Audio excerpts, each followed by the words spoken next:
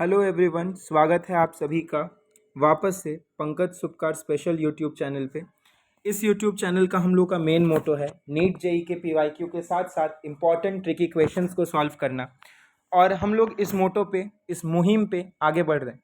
जैसे कि हम लोग देखें, इस बार नीट का जो पेपर था उस पेपर के कट ऑफ को देखते मद्दे ध्यान रखते हुए हम लोग को ये पता चला है कि नेक्स्ट ईयर एनसीईआरटी के बहुत ही लाइन वाइज क्वेश्चन आने वाले हैं। मतलब NEET is not going to be easy the next year, so we have to prepare ourselves with such type of things। तो मैं यहाँ पे रेलिवेंट जितने भी क्वेश्चंस है पीवाईक्यू के, जितने एफवाईक्यू फ्यूचर क्वेश्चंस होंगे, बायो फिजिक्स केमिस्ट्री, ना ही बस नीट का, जेई का, नीट का, एग्रीकल्चर, पैरामेडिकल, सभी मैं आपको प्रोवाइड करूँगा। और प्लीज़ आप लोग चैनल को सपोर्ट कीजिए, मुझे सपोर्ट कीजिए ताकि मैं इस मुहिम पे आगे बढ़ सकूँ, क्योंकि आपका एक लाइक, एक सब्सक्राइब मैटर करता है मेरे लिए। जस्ट कमेंट कीजिएगा कैसा लग रहा है, क्या प्रोग्रेस लग रहा है आपको, क्या हेल्प हो रहा है आपको यहाँ से, ठीक है। और मुझे बहुत ही खुशी होगा आपको हेल्प करके, ठीक है। तो आइए हम लोग शुरू करते हैं। क्वेश्चन नंबर 13 तक हम लोगों ने नेक्स्ट वीडियो में हम लोग बना चुके थे, ठीक है। तो इस बार हम लोग क्वेश्चन नंबर 14 से स्टार्ट करते हैं। एक कलर पेन को चूज कर लेते हैं और स्टार्ट करते हैं, आइए, ठीक है। चलिए हम लोग शुरू करते हैं। तो क्वेश्चन नंबर 14 हम लोग का जो कि मैं बता चुका था, ये human health and disease as well as microbes in human welfare के मिक्स आउट चैप्टर का है क्वेश्चंस। तो कुछ चैप्टर हम लोग को वहाँ का मिलेगा, कुछ चैप्टर हम लोग को इस तरफ का मिलेगा, ठीक है। तो ये क्वेश्चन हम लोग का ह्यूमन हेल्थ एंड डिजीज के सेक्शन से, ठीक है। बहुत ही इंपॉर्टेंट क्वेश्चन है ये क्वेश्चन। बेसिकली देखते हैं हम लोग, आइए सॉल्व करते हैं क्वेश्चन को। स्टेटमेंट वाइज क्वेश्चन है। पहला स्टेटमेंट क्या बोल रहा है? स्टेटमेंट बोला जा रहा है malt, MALT, malt constitute about 50% of the lymphoid tissue in human body।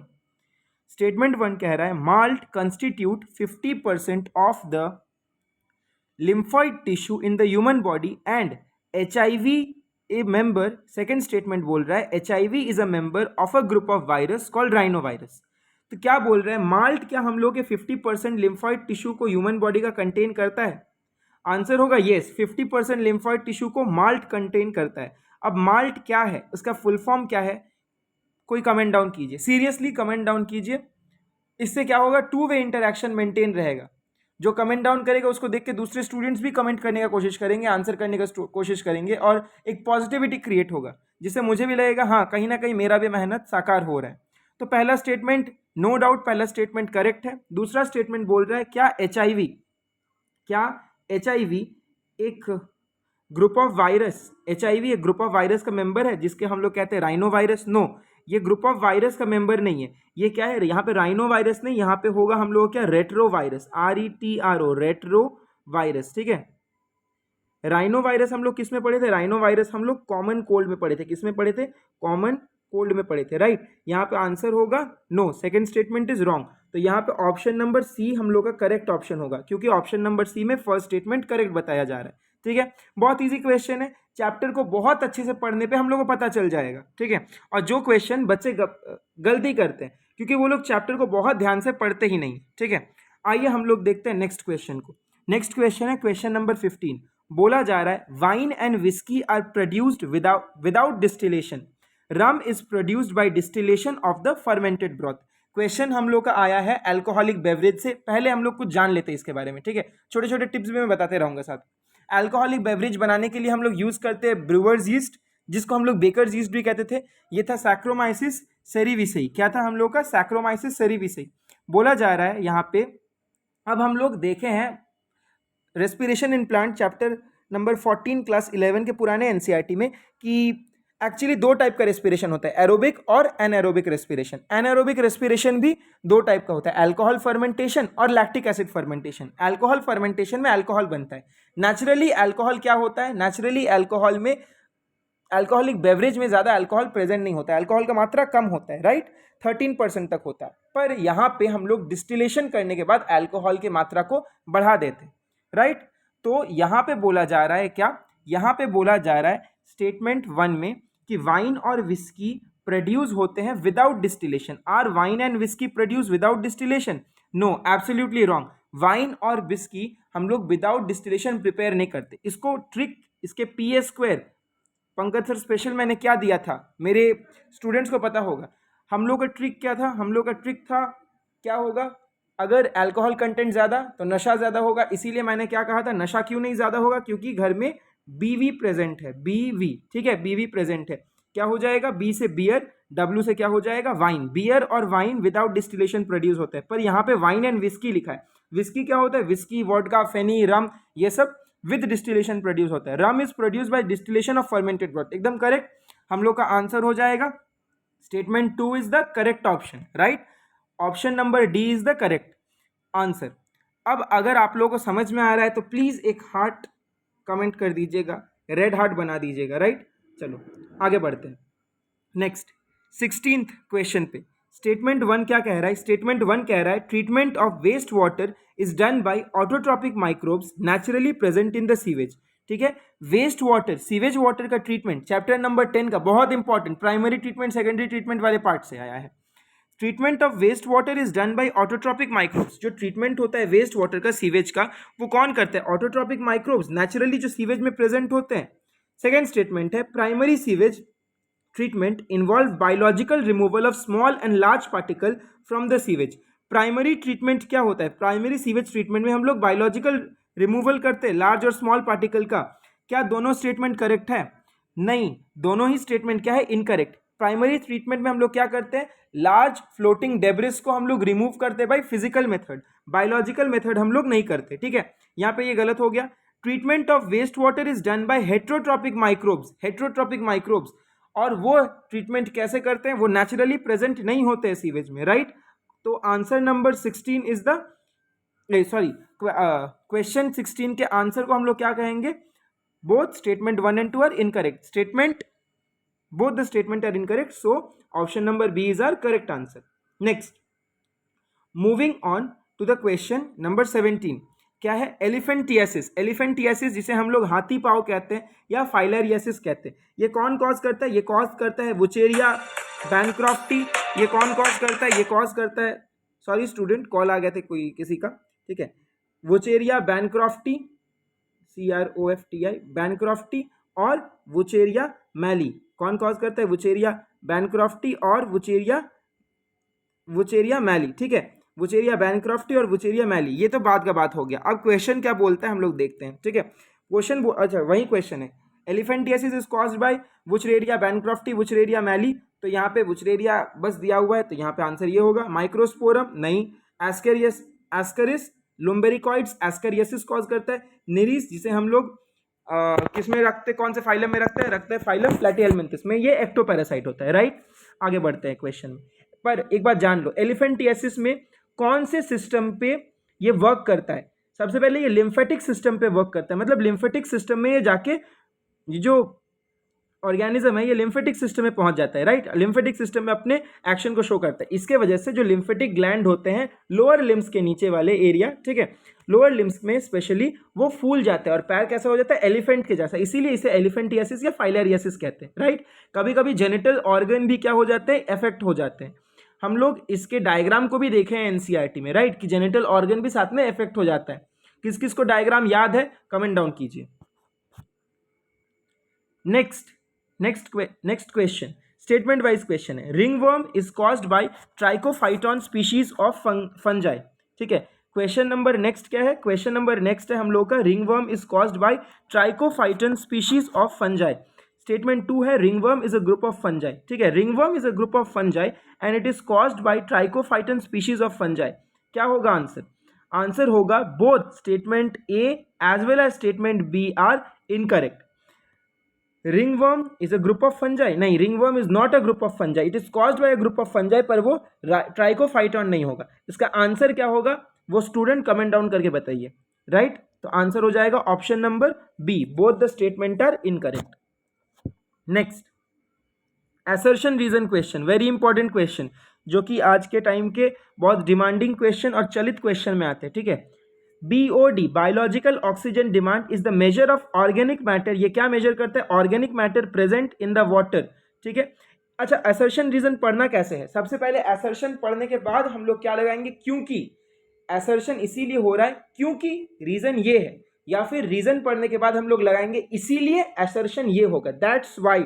अगर हम लोग रीजन पढ़ने के बाद असर्शन का आंसर देंगे तो लगाएंगे दैट्स वाई, असर्शन के बाद रीजन पढ़ेंगे तो वहां पे लगाएंगे बिकॉज, राइट।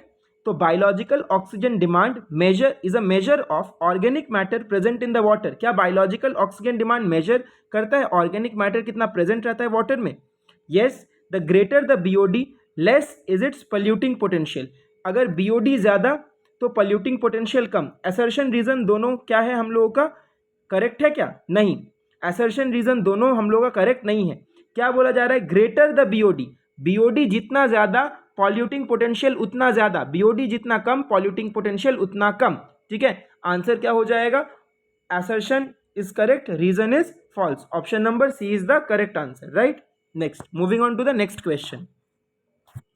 आगे का क्वेश्चन मूव करने के पहले हम लोग एक बार एक पेन का कलर सिलेक्ट कर लेते हैं। Moving on to the next question. Statement 1, cancer cell show a property called contact inhibition. Cancer cell क्या एक प्रॉपर्टी शो करता है जिसे हम लोग कहते हैं contact inhibition? No sir, cancer cell कभी भी ये प्रॉपर्टी कॉन्टैक्ट इनहिबिशन वाला शो नहीं करते। ये कॉन्टैक्ट इनहिबिशन वाला प्रॉपर्टी नॉर्मल सेल शो करते हैं, कैंसर सेल कभी भी ये प्रॉपर्टी शो नहीं करते, राइट। तो cancerous cell continue to give rise to a mass of continue to divide giving rise a mass of cell called tumour. हाँ, ये अबनॉर्मल डिवीजन शो करता है। ये क्या करता है? अबनॉर्मल डिवीजन शो करता है और एक मास ऑफ सेल का गिव राइज करता है जिसे कहते हैं हम लोग ट्यूमर। ट्यूमर भी टू टाइप्स के होते हैं, एक होता है मैलिग्नेंट ट्यूमर, एक होता है बिनाइन ट्यूमर। मैलिग्नेंट ट्यूमर को हम लोग कैंसरस ट्यूमर कहते हैं, बिनाइन ट्यूमर को हम लोग नॉन कैंसरस ट्यूमर कहते हैं। और कैंसर का एक मोस्ट फियर्ड प्रॉपर्टी होता है जिसे हम लोग कहते हैं मेटास्टियासिस, राइट। मेटास्टियासिस क्या होता है वो आप लोग कमेंट डाउन करके बताइए, ठीक है। मुझे देखना है आप लोग में से किनको किनको आता है मेटास्टियासिस, ठीक है। तो यहाँ पे आप ऑप्शन नंबर 2 हो जाएगा करेक्ट। ऑप्शन नंबर मतलब क्वेश्चन 2 स्टेटमेंट 2 इज करेक्ट, तो यहाँ पे हो जाएगा option number D, that is statement 2 is the correct statement, right. Next, moving on to the next question. Mark the odd one out. Odd one out हमें बताना है, ठीक है। बेसिस ऑफ रेडिएशन, रेडिएशन के बेसिस पे हमें odd one out बताना है। आइए हम लोग बताते हैं ऑड वन आउट। तो ऑड वन आउट बताने के लिए सबसे पहले क्या करना पड़ेगा? कौन सा बेसिस माने सर? बेसिस ये मानना पड़ेगा, बेसिस हम लोग को ये मानना पड़ेगा। क्या बेसिस मानना पड़ेगा? बेसिस हम लोग को ये मानना पड़ेगा कि वो ह्यूमन बॉडी पे हार्म करता है कि नहीं करता है, ठीक है। आइए हम लोग देखते हैं। तो आंसर क्या हो जाएगा? X ray, gamma ray, none of this. क्या ये आंसर होगा? नहीं, ये आंसर नहीं है। नन ऑफ दिस तो आंसर नहीं है। एक्सरे, गामा रे ये भी आंसर नहीं है। ऑड वन आउट क्या हो जाएगा? यूवी रे, ठीक है। UV ray is the odd one out. Why UV ray is odd one out? UV ray causes cancer. What does UV ray do? UV ray causes cancer. हम लोग क्या पढ़े हैं? हम लोग इलेक्ट्रोमैग्नेटिक स्पेक्ट्रा में आप लोग पढ़े हैं केमिस्ट्री में, chapter 2 chapter 2 structure of atom, या फिर आप लोग क्लास 12 में चैप्टर 6 फिजिक्स में पढ़े होंगे गामा एक्स UV IMR, ठीक है। तो यहाँ पे यूवी रे क्या कॉज करता है? यूवी रे जो कि इसका फ्रीक्वेंसी हाई है, वेवलेंथ लो है, तो ये क्या कॉज करता है? ये कैंसर कॉज करता है। जबकि गामा रे का भी फ्रीक्वेंसी लो है, पर इसको हम लोग क्या करते हैं, जो ट्यूमर सेल है उसको लेथली मारने के लिए हम लोग गामा रे यूज करते हैं। एक्सरे किस लिए यूज करते हैं? एक्सरे हम लोग यूज करते हैं अपने बॉडी के मेडिकल डायग्नोस में, ठीक है। एक्सरे किससे प्रोड्यूस होता है? एक्सरे कैथोड रे से ही प्रोड्यूस होता है, पर वो जब हार्ड मेटल टंगस्टन पे स्ट्राइक करता है तो एक्सरे प्रोड्यूस होता है। ये कौन दिया था हम लोग को? रॉयंटजेन ने दिया था, ठीक है। हम लोग इसको केमिस्ट्री में पढ़ते हैं, राइट। तो यहाँ पे आंसर हो जाएगा ऑप्शन नंबर बी। चलिए नेक्स्ट क्वेश्चन देखते हैं। फ्लॉक्स, बहुत इंपॉर्टेंट क्वेश्चन नंबर 22। इस बार के ऑफलाइन बैच को ये चैप्टर पढ़ाया जा चुका है। मैं सजेस्ट करूंगा सारे ऑफलाइन के बच्चों को कि ये क्वेश्चन का आंसर वो लोग जैसे ज़रूर से ज़रूर दें, ठीक है। सॉरी, शायद कुछ गलती हो गया था, ठीक है। आइए हम लोग क्वेश्चन देखते हैं। फ्लॉक्स, इसको साइड कर देते हैं। यहाँ पे फ्लॉक्स के बारे में हम लोग देखते हैं, ठीक है। तो बोला जा रहा है क्या? फ्लॉक्स आर फॉर्म्ड। फ्लॉक्स कब फॉर्म्ड होते हैं? फ्लॉक्स कब फॉर्म्ड होते हैं? फ्लॉक्स क्या प्राइमरी सीवेज ट्रीटमेंट के समय होते हैं? नहीं, प्राइमरी सीवेज ट्रीटमेंट के समय नहीं होता है। अगर नहीं होते तो नन ऑफ द अबव को नहीं काटते। अभी हम लोग बोथ ए एंड बी को काटेंगे, ठीक है। आंसर क्या होगा? सेकेंडरी ट्रीटमेंट के समय होता है, तो नन ऑफ दिस भी आंसर नहीं होगा। आंसर होगा option number B, secondary sewage treatment में। सेकेंडरी सीवेज ट्रीटमेंट में कब होता है? क्या वो सेकेंडरी सेटलमेंट टैंक में होता है या वो लार्ज एरिएशन टैंक में होता है? वो टेक प्लेस करता है लार्ज एरिएशन टैंक में, राइट, जहां पे कॉन्स्टेंटली मैकेनिकली एजिटेट किया जाता है। आगे बढ़ते हैं हम लोग।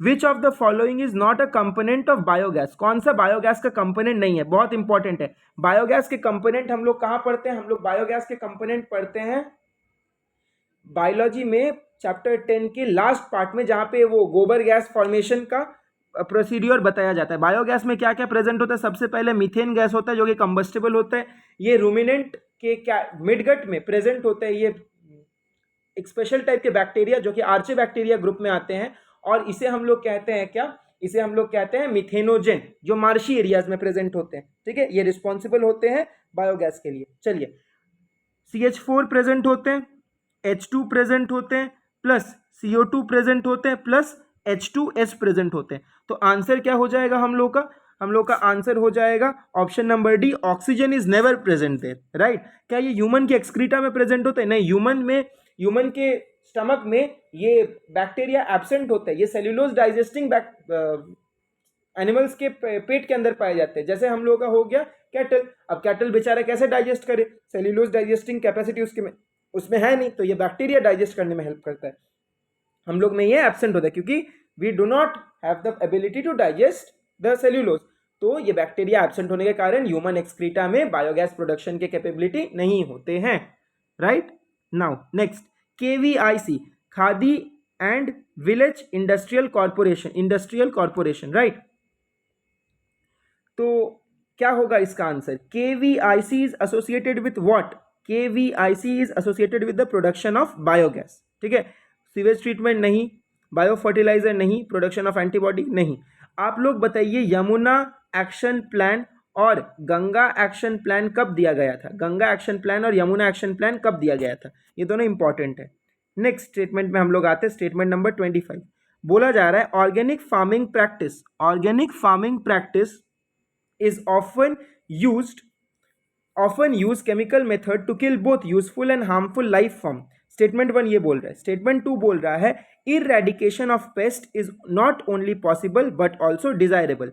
क्या बोला जा रहा है, पहला स्टेटमेंट में बोल रहा है हम लोगों को कि ऑर्गेनिक फार्मिंग प्रैक्टिस हम लोग यूज करते हैं, उसमें केमिकल मेथड, क्या हम लोग ऑर्गेनिक फार्मिंग प्रैक्टिस में केमिकल मेथड यूज करते हैं जो कि हम लोग के लिए हार्मफुल है, नहीं, हम लोग वहाँ पे तो क्या केमिकल मेथड का यूज़ नहीं करते हैं, ठीक है।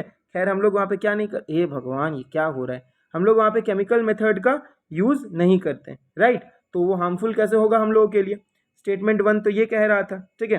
Statement 2, eradication of paste is not only possible but also desirable. क्या हम लोग पेस्ट का अगर इरेडिकेशन कर देंगे तो ये डिजायरेबल होगा, नहीं, ये को एक्सटिंक्शन को लीड करेगा। मतलब जो पेस्ट को हम लोग मार डालेंगे उस पर जो होस्ट डिपेंड कर रहा है वो होस्ट का भी अल्टीमेटली डेथ हो जाएगा।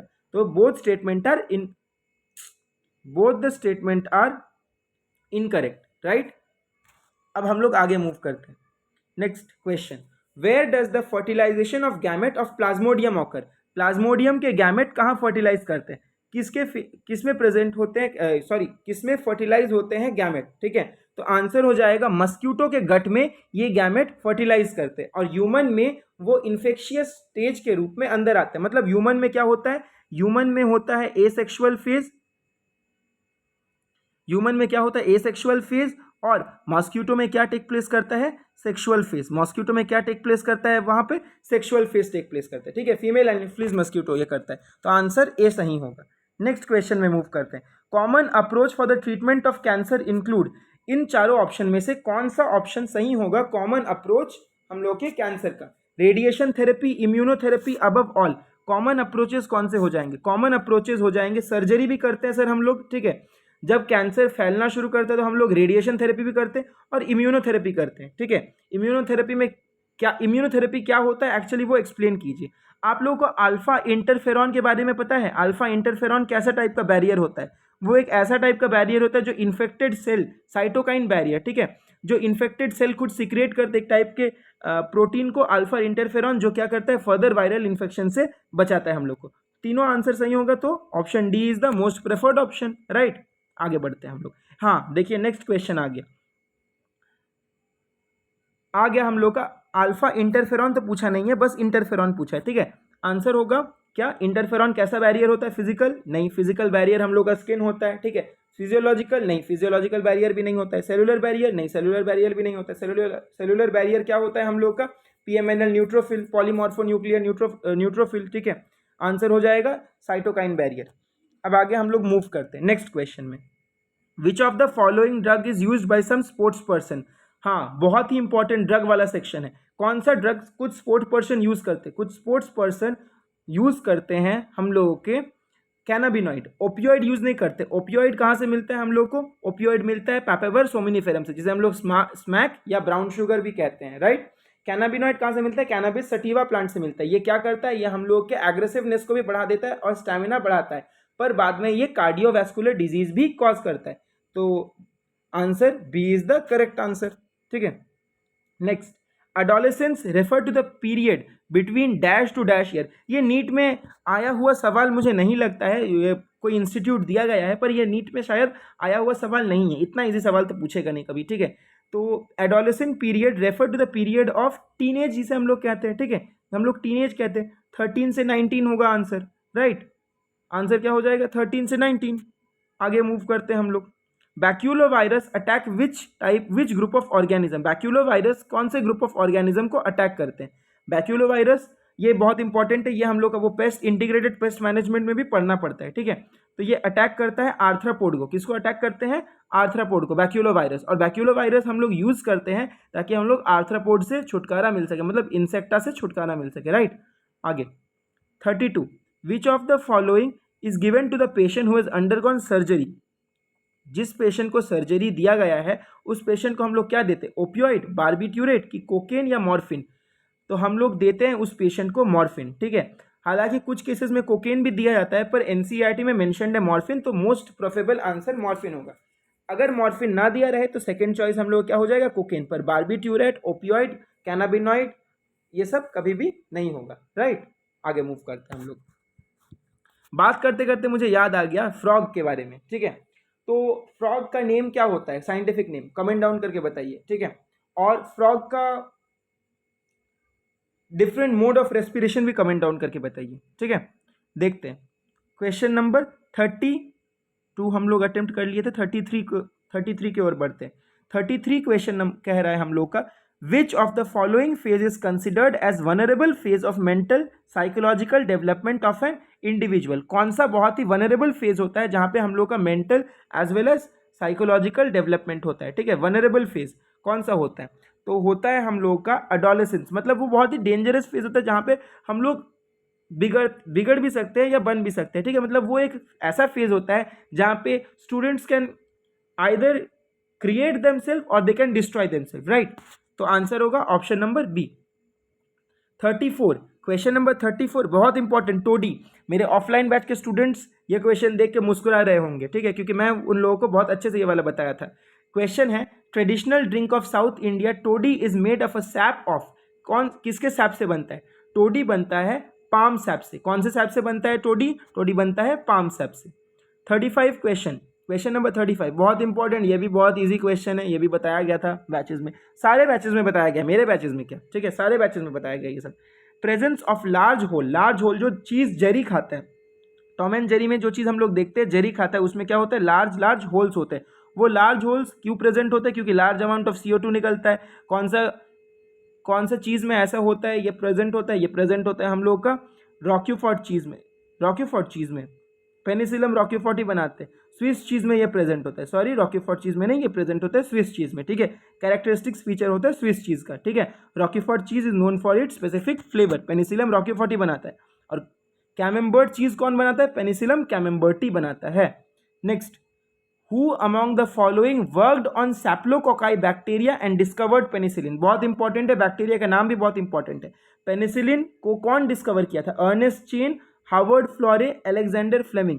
सैप्लोकोकाई बैक्टीरिया पे वर्क करके फ्लेमिंग ने डिस्कवर किया था, और चेन, फ्लोरे, फ्लेमिंग को 1946 को नोबेल प्राइज मिला था। चेन और फ्लोरे ने इसका full effectiveness as an antibody खोजा था, ठीक है। आगे बढ़ते हैं, पेनिसिलम नोटेटम के बारे में खोजा था, ठीक है। 36 के बाद 37 क्वेश्चन पे हम लोग आते हैं। 37, dragonfly are used to get rid of. Dragonfly किसको भगाता है? ठीक है, ड्रैगन फ्लाई किसको भगाता है? आंसर क्या हो जाएगा? ड्रैगन फ्लाई भगाता है मस्क्यूटोज को, ठीक है। याद करो, मैंने इसका एक पी स्क्वायर बताया था। क्या पी स्क्वायर बताया था? ऑफलाइन बैचेस के स्टूडेंट को मैं बोल रहा हूँ, एक पी स्क्वायर बताया था। वो क्या पी स्क्वायर था? ऑफलाइन के स्टूडेंट्स कमेंट डाउन करेंगे यहाँ पे, राइट। देखते हैं आगे। ट्राइकोडर्मा पॉलीस्पोरम, नहीं सॉरी, ट्राइकोडर्मा। ट्राइकोडर्मा क्या है? ट्राइकोडर्मा है एक फ्री लिविंग फंजाई, ठीक है। ट्राइकोडर्मा पॉलीस्पोरम को हम लोग यूज भी करते हैं। The main source of bio fertilizer, main source क्या है हम लोग के बायो फर्टिलाइजर का? हम लोग के बायो फर्टिलाइजर का मेन सोर्स वायरस तो कभी हो नहीं सकता है सर। प्रोटोजोअन्स, नो, जहां पे वायरस आएगा उसको कट कर दीजिए, वायरस नहीं, ये होगा आंसर, ठीक है। ये भी बहुत इजी क्वेश्चन था, शायद ही नीट में आया तो 4 नंबर मुफ्त कम मिल गया होगा सभी को। आइए आगे बढ़ते हैं। नेक्स्ट क्वेश्चन देखते हैं हम लोग, क्वेश्चन नंबर 40। बोला जा रहा है cannabinoid receptor are principally present in which part of the brain? Cannabinoid receptor are present in which principally where? Brain, spinal cord, both A and B? नहीं, spinal cord, both A and B, none of this नहीं होगा, answer होगा brain. Brain के कौन से part में? CNS में present होता है, राइट, सीएनएस में प्रेजेंट होता है। नेक्स्ट 41st क्वेश्चन देखते हैं हम लोग। Cirrhosis of liver is caused by chronic intake of what? Chronic intake of alcohol. Alcohol बहुत ज्यादा लिया जाएगा तो लिवर भी सटक जाएगा। समझ में आया क्वेश्चन? चलिए आगे देखते हैं हम लोग। नेक्स्ट, बहुत इजी क्वेश्चन है, बहुत हार्ड नहीं है, तो बड़े क्वेश्चन नहीं है ऐसे। एनसीईआरटी पढ़ लो, आराम से निकल जाएगा। और मैं भी साथ में सारे डायग्राम्स को एनसीईआरटी का समझाऊंगा पॉइंट बाय पॉइंट, ठीक है। देखते हैं। Which of the following bioactive molecule acts by competitively inhibiting? Competitively inhibition हम लोग कहाँ पढ़ते हैं? कंपिटिटिवली इनहिबिशन हम लोग पढ़ते हैं बायोमॉलिक्यूल नाम के चैप्टर में, बायोलॉजी में, केमिस्ट्री वाले बायोमॉलिक्यूल में नहीं, ठीक है। तो कंपिटिटिव इनहिबिशन से एंजाइम कौन रोकता है कोलेस्ट्रॉल सिंथेसिस का? एंजाइम रोकता है हम लोग का स्टेरेप्टोकाइनेस। स्टेरेप्टोकाइनेस किस बैक्टीरिया से बनता है? स्टेरेप्टोकोकस से बनता है। STEREPTO, स्टेरेप्टो, COCCUS, स्टेरेप्टोकोकस नाम के बैक्टीरिया से स्टेरेप्टोकाइनेस बनता है, राइट। आगे बढ़ते हैं। Question number 43। The exaggerated response to immune system to a certain antigen present in the environment is called dependency. नहीं, ये डिपेंडेंसी नहीं कहते, ये हम लोग कहते हैं एलर्जी। और IgE antibody is released during the allergy. Statement 2 correct है, स्टेटमेंट 1 इनकरेक्ट है, ठीक है। ये स्टेटमेंट 1 कौन ही बताएगा करेक्ट, ठीक है। सबसे लास्ट क्वेश्चन, ठीक है, सबसे लास्ट क्वेश्चन हम लोग देखते हैं। Mark the odd one out. Odd one out को हम लोग मार्क करते हैं, ठीक है। मरिजुआना, हशीश, चरस एंड गांजा, ठीक है। मरिजुआना, हशीश, चरस, गांजा एंड स्मैक। आंसर क्या हो जाएगा हम लोग का? हम लोग का आंसर हो जाएगा smack is the wrong answer. Smack हम लोग ओपियोइड कहते हैं, बाकी सारे क्या होते हैं? बार्बिट्यूरेट्स होते हैं। आइए आगे देखते हैं हम लोग। नेक्स्ट 45th लास्ट क्वेश्चन हम लोग देखते हैं, आज का लास्ट क्वेश्चन, उसके बाद एंड अप करते हैं वीडियो को। Heroin is taken by inhalation and oral injection. Excessive dose of cocaine cause hallucination, ठीक है, बहुत इंपॉर्टेंट है। Excessive dose of cocaine hallucination cause करता है, पर हेरोइन को हम लोग इंजेक्शन और ओरल डाइजेशन से नहीं लेते, इसको हम लोग स्नफिंग से लेते हैं, ठीक है। इसको हम लोग स्नफ करते हैं, राइट। इनहेलेशन ओरल इंजेक्शन से नहीं लेते हम लोग, इसको स्नफ करते हैं और ब्लड स्ट्रीम में फ्लो करवाते हैं। तो ये आंसर हो जाएगा ऑप्शन नंबर डी। तो स्टूडेंट्स कैसे लगे वीडियो? देखिए हम आंसर आपके सामने ये एक एक्स्ट्रा स्लाइड ढूंढ के लाए हैं, इसको हम फिक्स किए थे PDF में और फिर हमको आपको दिखा दे रहे हैं। अगर कुछ आंसर आपको समझ में नहीं आ रहा है तो आप कमेंट डाउन कीजिए कौन सा आंसर समझ में नहीं आ रहा है। मैं हेल्प करूंगा ज़रूर से ज़रूर और क्लियर करूंगा सारे doubt. Till then please follow up the YouTube channel, ठीक है। मैं सारे चैप्टर वाइज चैप्टर लाऊंगा, ठीक है। तो मिलते हैं हम लोग नेक्स्ट वीडियो में। Till then if you have like the video then please give a heart symbol in the comment section. Write there something positive so that I can also do more work. Please do comment, share and subscribe the channel. Thank you very much. I need your support, really I need your support. Thank you.